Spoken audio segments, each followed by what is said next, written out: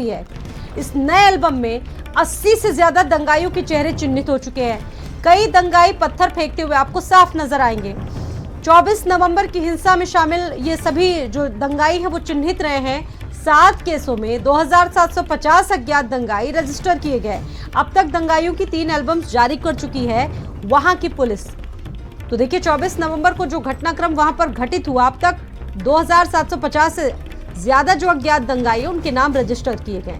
3 एल्बमें आ चुकी हैं। बड़ी बात यह है कि अब लगातार जिस तरीके से एल्बम्स निकलकर सामने आ रही है, दंगाइयों को चिन्हित किया जा रहा है। दावा यह है कि जितना नुकसान हुआ है सार्वजनिक संपत्ति का, वो एक एक करके पुलिस इनसे वसूला जाएगा। आप देखिए ये वही लोग हैं जो उस वक्त पत्थर बरसा रहे थे, शहर का अमन चैन खराब कर रहे थे, शांति व्यवस्था को भंग कर रहे थे। लेकिन अब यकीन मानिए कि इनके खिलाफ वहां का पुलिस प्रशासन भी पूरी तरीके से एग्रेसिव मोड में आ गया है। इनके खिलाफ कार्रवाई हो रही है और ये माना जा रहा है कि पाई पाई इनसे चुका लेगी वहां का जिला प्रशासन।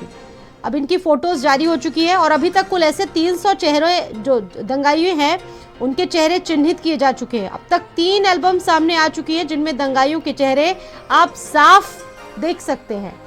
कौन नहीं कह सकता कि ये पत्थरबाजी नहीं कर रहे थे। नरेंद्र जुड़ गए हैं इस खबर पर, बातचीत उनसे करेंगे। नरेंद्र, अब तक 3 एल्बम सामने आ चुकी है, पाई पाई का हिसाब चुकता करने की बात कह रही है सरकार। अब तस्वीरें जिस तरीके से निकलकर सामने आई है, इस बात से भी नरेंद्र इनकार नहीं किया जा सकता कि इन्होंने पत्थरबाजी नहीं की या ये एग्रेसिव नहीं हुए। जी देखिए, अभी तक तीसरी एल्बम जो है वो जारी की है पुलिस ने, और मैं बताऊं कि इस एल्बम में करीब 80 से ज्यादा चेहरे हैं जिनके हाथों में पत्थर हैं, डंडे हैं, हथियार हैं। तो इन सभी चेहरों की पहचान के लिए पुलिस लगातार प्रयासरत है और आने वाले दिनों में संभल के चौक चौराहों पर इनके होर्डिंग्स भी बड़े बड़े दिखाई देंगे।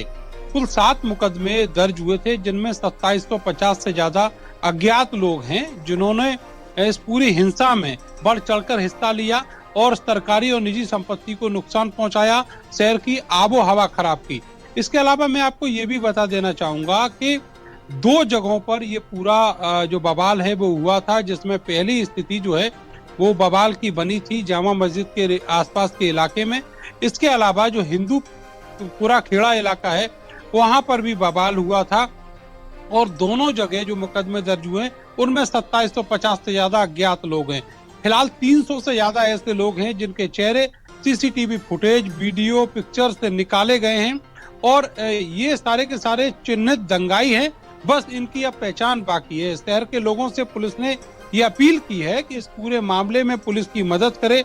जिन्होंने संभल को जलाने की कोशिश की उनके खिलाफ कार्रवाई के लिए पुलिस की मदद करे और इनकी गिरफ्तारी करावे। इनके जो चेहरे हैं उनकी शिनाख्त कराए और ये बताए पुलिस को कि ये फला इलाके पर रहने वाले फला लोग हैं जिन्होंने यहाँ पर पूरा माहौल जो है वो खराब किया है। तो कुल मिलाकर ये पुलिस की जो कार्रवाई है वो अब एक्शन मोड में दिखाई दे रही है और बाकायदा इसके लिए जो पुलिस का एक्शन प्लान है वो भी तैयार है। जी बिल्कुल, आप देखिए जिन लोगों ने शहर का अमन चैन खराब किया, शांति व्यवस्था को भंग किया, कहीं ना कहीं उनके खिलाफ ये माना जाए कि ये तैयारी पूरी तरीके से पुलिस प्रशासन की है, सरकार की है। आज बड़ी जानकारी ये भी है नरेंद्र की वहाँ पर आयोग पहुँचेगा, जो जांच आयोग का इसको लेकर गठित किया गया है। यानी कि अब सारी चीज़ें जो परिस्थितियाँ रही, हर एक वो बात खुलकर सामने आएगी जो इस घटना की बड़ी वजह बनी।